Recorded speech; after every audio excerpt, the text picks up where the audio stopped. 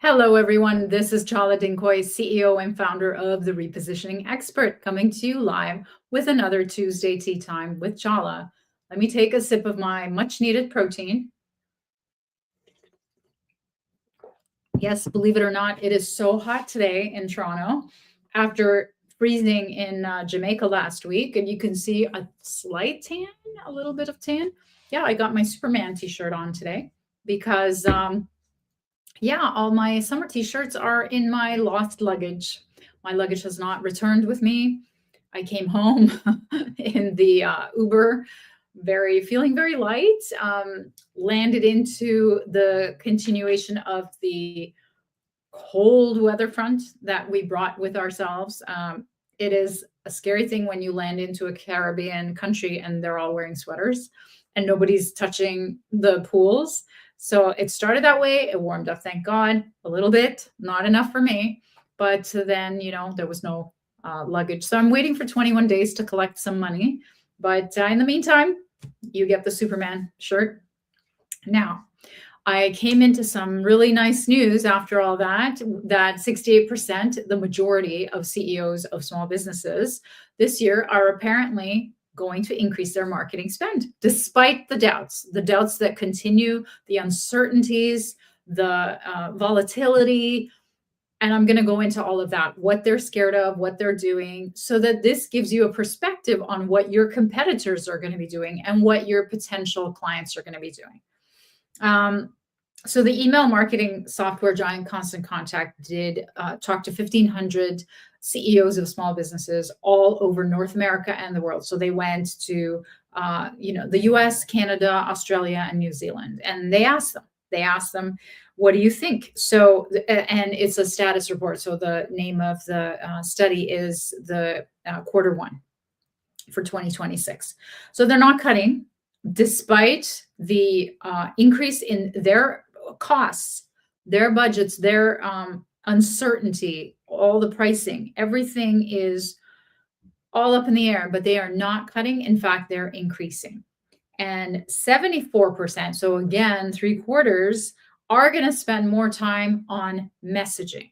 Now, what are they going to be doing? They're going to be doubling down on AI to help them message better and to help them target better using all the analytics. So that's great. There's a huge mindset shift, and I want you to understand this so that you can have the same mindset shift from marketing spend viewed as discretionary to essential. It's like do or die survival now. And the climate has gone from spending on marketing from hesitant to aggressive.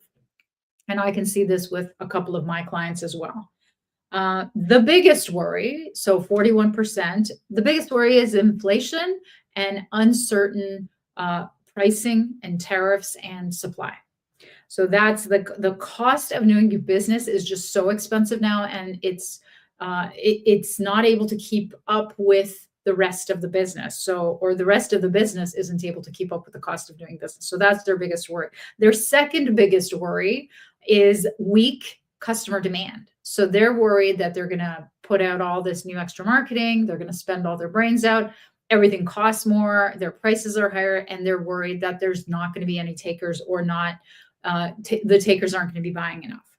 And then almost half, 45%, their biggest common complaint is their biggest worry is customer attention and engagement. So not just to do the outreach, but for the customer to be interested in engaging with them and giving them a meeting. And that is the bulk of my work with clients, is to not just to figure out a way to do the outreach in a way that engages, but to retain that attention. Customer attention is the new black.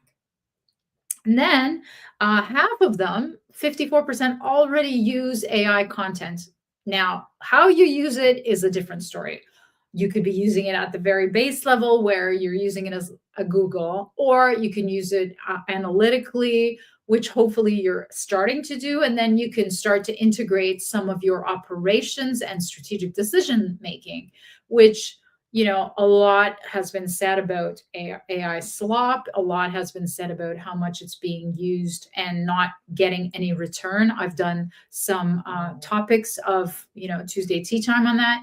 But in the end, AI is here to stay, and 54% are already using it for content. And remember my AI clone? I mean, that's content, right? I haven't really continued because I don't think it's good enough quality, or I don't know, and I'm not going to spend enough time figuring out how to make it enough of a good quality to do this, for example.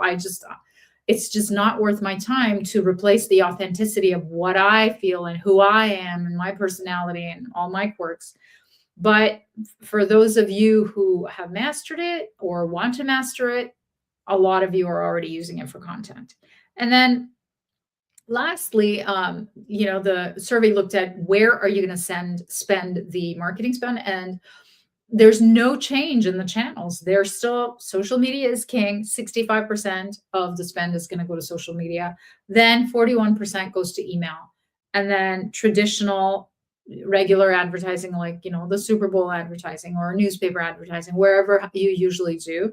And then in person is 29%. So that's where you go to events. And that's where a lot of where I want my clients to be as well, because if you can't, you don't have the funnels and the systems and the teams to be able to, and the budgets to be able to compete on all of the social media and the email marketing and the traditional, advertising, then I want you to be in person, because when you're a small company like mine, that makes a lot of difference. Interpersonal connections, and increasingly you're going to see personal connections are going to become even more important, even especially in the age of AI. So the lessons from this little very short live that I put together for you right after I came back from Jamaica was that you can't afford, as a small business owner, you can no longer afford to sleep on your marketing or to skimp on it or to cut it, because your competitors are not going to be doing that. So where you don't want to cut is your share of voice amongst your competitors and in the market.